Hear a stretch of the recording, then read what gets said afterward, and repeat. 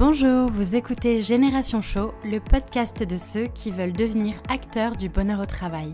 Je suis Julie Artis, impresario du bonheur au travail et consultante Chief Happiness Officer. Je suis ici pour partager avec vous des clés pour se sentir plus épanoui au travail et permettre à ceux qui veulent agir au quotidien sur leur lieu de travail de disposer des bons outils. À travers ce podcast, je pars aussi à la rencontre de celles et ceux qui ont décidé de faire du bien-être au travail leur mission au quotidien, parmi lesquels les Chief Happiness Officers. Génération Show est un podcast que je publie tous les mardis. Pensez à vous abonner pour ne pas rater les nouveaux épisodes. Et si vous venez juste de me rejoindre, bienvenue! Je vous conseille d'écouter l'épisode 0 dans lequel je me présente un peu plus en détail. Je suis très heureuse de partager ce nouvel épisode avec vous. Installez-vous confortablement, c'est parti! Hello, j'espère que vous allez tous bien. Ça fait vraiment du bien en tout cas de reprendre un petit peu le micro pour ce podcast. C'est encore plus symbolique pour moi de le faire en ce début d'année parce que voilà, on est en 2020, ça y est.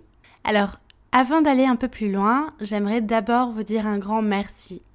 Merci de m'avoir accompagné au travers de ces épisodes, d'avoir écouté.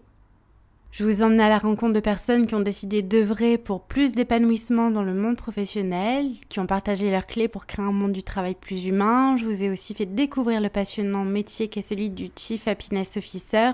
Et mon but, c'est vraiment de vous donner de l'énergie et vous inspirer à passer à l'action. Alors, merci à vous qui m'écoutez parce que tous ensemble, on fait partie de cette génération CHO, de cette génération Chief Happiness Officer qui va contribuer à bouger les lignes. Et d'ailleurs, si vous voulez m'aider à faire connaître un petit peu plus le podcast, je vous invite à me laisser un avis sur iTunes ou sur votre plateforme d'écoute préférée, puis de vous abonner. Et puis voilà, je vous invite vraiment à me laisser un petit message personnel et puis je vous lirai probablement dans un prochain épisode. Donc voilà, on est en 2020. C'est fou, non? Qu'est-ce que le temps passe vite? Alors moi j'adore vraiment les fins et les débuts d'année, je trouve qu'elles symbolisent un moment vraiment propice pour réfléchir à la direction que l'on donne à sa vie, à sa carrière, pour se réinventer, changer, évoluer.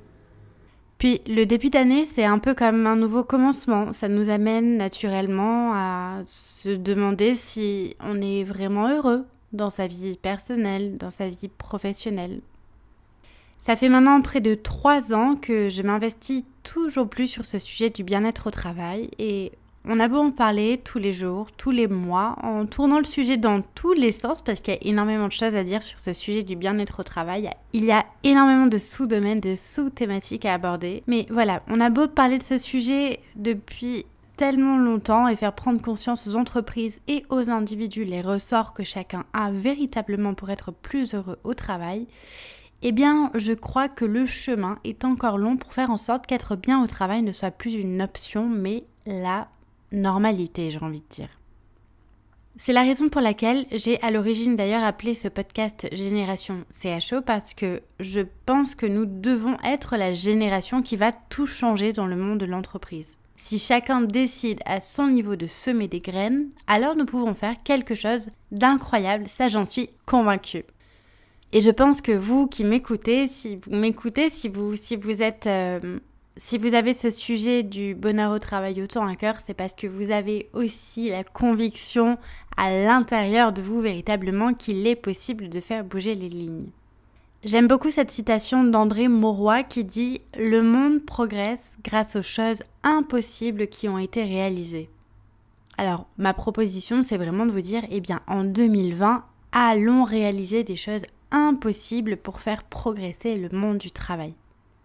Vous le savez, en début d'année, il est coutume de parler de résolutions. Quelles sont les bonnes résolutions, les nouvelles résolutions qu'on a prises pour cette nouvelle année? Ça, c'est vraiment la question phare qui résonne partout. Et cette année, moi, j'avais plutôt envie de vous parler de révolution. Pas de résolution, mais de révolution. J'ai le sentiment que 2020 est une année charnière qui va vraiment bouger les lignes dans beaucoup de domaines. Je l'espère en tout cas et j'ai plus que jamais vraiment envie de vous amener avec moi à faire bouger ces lignes du monde du travail pour que nous faisions ensemble cette révolution pour un monde du travail qui va être gage de plus plus de joie, de reconnaissance, de considération, où chacun est respecté, peut être soi-même. En fait, d'une certaine façon, nous sommes tous les co-créateurs de la réalité d'un quotidien professionnel que nous vivons. Donc vraiment, c'est à nous de faire en sorte que les choses changent. Vous connaissez peut-être la citation d'Albert Einstein qui disait « La folie, c'est de faire toujours la même chose et de s'attendre à un résultat différent. » Donc voilà, c'est ça, c'est de vraiment qu'est-ce qu'on peut changer aujourd'hui pour enfin avoir des résultats différents. Et j'aime bien me dire que toute action véritablement commence par une intention. Et l'intention de ce début d'année que je vous propose de partager avec moi, c'est de passer à l'action. C'est d'être dans l'action. Toujours, toujours, toujours. Au moment où vous m'écoutez, peut-être que vous êtes à votre travail ou dans votre voiture ou peut-être chez vous. Et il y a de fortes chances que un de vos sujets principaux de pensée soit votre travail. Si vous faites le calcul, je pense, du nombre de minutes, d'heures qu'on passe à penser à son travail dans sa journée, même de façon complètement inconsciente, je pense que c'est assez énorme. Et donc peut-être que vous devez faire face à des responsabilités au travail qui vous pèsent et vous pensez beaucoup à ça, peut-être que ça vous apporte du stress, de l'anxiété. Peut-être que vous vous sentez coincé dans un quotidien professionnel qui ne vous épanouit pas forcément. Peut-être que vous vous lassez aussi de ce que vous faites. Peut-être que vous ennuyez, vous avez le sentiment de tourner un petit peu en rond. Ou alors peut-être que tout va bien et vous êtes bien dans votre travail tout simplement. Vous êtes bien dans votre tête, vous vous sentez à votre place et ça c'est super, tant mieux, bravo. En fait, peu importe votre situation aujourd'hui, il est toujours possible de se réinventer pour trouver des solutions, de nouvelles solutions pour se sentir bien et tendre vers un peu plus d'épanouissement chaque jour. Et ça vraiment, ça vaut dans notre vie professionnelle comme dans notre vie personnelle. Et quelle que soit votre situation aujourd'hui au travail, il est essentiel de rester toujours dans l'action. Restez toujours acteur de votre vie professionnelle autant que vous le pouvez. C'est pour ça que je ne vous parlerai pas de nouvelles résolutions dans cet épisode pour cette nouvelle année, mais d'une révolution. Pour une année 2020 d'action pour accéder véritablement à ce qui nous rend heureux au travail, parce qu'on le mérite. J'ai envie que tous ensemble, on co-crée véritablement une année 2020 de changement pour des organisations qui font de plus en plus de place au sens, à l'humain, etc. Avoir et vivre une vie professionnelle avec des objectifs qui comblent nos aspirations profondes, c'est un ingrédient essentiel pour moi pour carburer au bonheur. Alors, pour terminer, j'aimerais vous proposer de définir, là tout de suite, le premier objectif qui vous vient en tête et qui contribuera à vous apporter plus de bien-être dans votre travail. Peut-être que c'est diminuer votre stress, réduire votre anxiété au travail. Peut-être que vous avez envie davantage de développer votre épanouissement personnel au travail. Peut-être que vous avez envie d'améliorer vos compétences et vous sentir fier de vous cette année dans votre travail.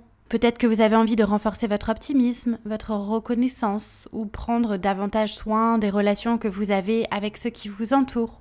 En tout cas, voilà.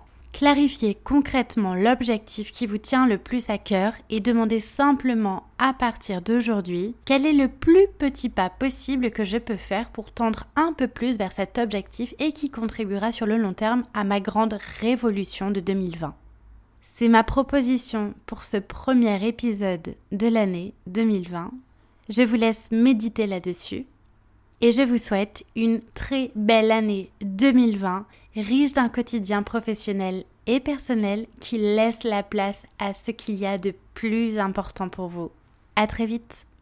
Voilà, c'est tout pour aujourd'hui. Mille merci d'avoir écouté jusque-là. Une dernière petite chose avant de nous quitter. Si le podcast vous plaît, je vous invite à m'écrire un petit commentaire ou à me mettre 5 étoiles. C'est le plus simple pour m'aider à faire connaître le podcast et ça me fera aussi très plaisir. Si vous souhaitez me contacter, me poser des questions ou bien m'envoyer vos feedbacks, je serai ravie de vous lire et de vous répondre.